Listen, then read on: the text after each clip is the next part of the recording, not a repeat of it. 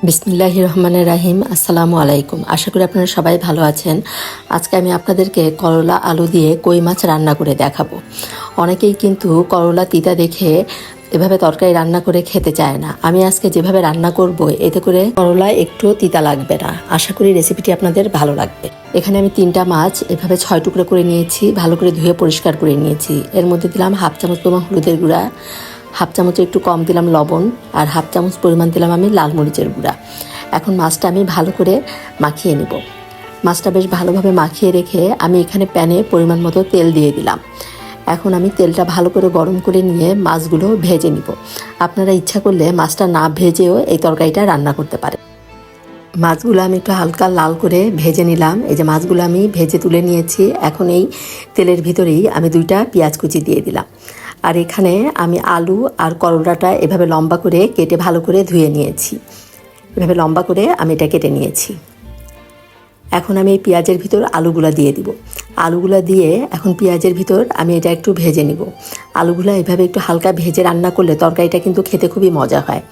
আমি এখন আলুটা যে পেঁয়াজের সাথে ভেজে নিলাম। ভেজে নিয়ে এর মধ্যে আমি হাফ চামচ পরিমাণ লবণ দিলাম। লবণটা দিয়েও আরও একটু আলুটা আমি ভেজে নিলাম। ভেজে নিয়ে এখন এর ভিতরে আমি দিয়ে দিলাম 1 চামচ পরিমাণ পেঁয়াজ বাটা, 1 চামচ পরিমাণ দিব রসুন বাটা, হাফ চামচ পরিমাণ দিব আমি জিরা বাটা। এখন জিরা বাটাটা দিয়ে আমি এর ভিতরে 2 টেবিল চামচ পরিমাণ টমেটো পেস্ট দিয়ে দিলাম। এই টমেটোটা আমি ব্লেন্ড করে ডিপ ফ্রিজে সংরক্ষণ করে রেখেছিলাম, সেটাই এখন আমি এখানে ব্যবহার করলাম।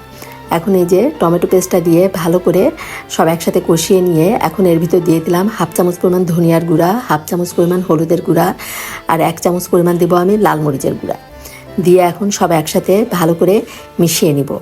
বেশ ভালো করে মিশিয়ে নিয়ে এখানে আমি একটু পানি দিয়ে দিলাম। পানিটা দিয়ে এখন ঢাকনা দিয়ে ঢেকে এটা আমি 3-4 মিনিটের মতো রান্না করে নিব। এতে আলুটা 50%-এর মতো সিদ্ধ হয়ে যাবে। এখন এই যে আলুটা আমি একটু কষিয়ে নিয়েই এর ভিতরে করলাটা দিয়ে দিলাম। করলা দিয়ে কখনো বেশি সময় কষাতে হয় না, তাহলেই কিন্তু দেখা যায় করলাটা তিতা হয়ে যায়। আমি এই যে আলুর সাথে একটু মিশিয়ে নিয়েই এখন এর ভিতরে আমি পানি দিয়ে দিব। পরিমাণ মতো পানি দিয়ে দিলাম। আমি যেহেতু এটা ঝোল রাখবো এই জন্য একটু বেশি পরিমাণে পানি দিলাম। এখন আমি এই যে মাছ ভাজাগুলো দিয়ে দিলাম। করলার তরকারি বেশি নাড়াচাড়া করলেই কিন্তু তিতা হয়ে যায়। আমি এখন এই যে মাছটা দিয়ে ঢাকনা দিয়ে ঢেকে এটা 5-6 মিনিটের মতো রান্না করে নিলাম। করলাটা এখনও সিদ্ধ হয়নি, এই জন্য আমি আরও এটা কিছুক্ষণ রান্না করব। এখন এর ভিতরে আরও হাফ চামচ পরিমাণ লবণ দিলাম, আর দিলাম আমি 3টা কাঁচামরিচ ফালি দিয়ে ঢাকনা দিয়ে ঢেকে আমি এটা আরও 5 মিনিটের মতো রান্না করে নিলাম।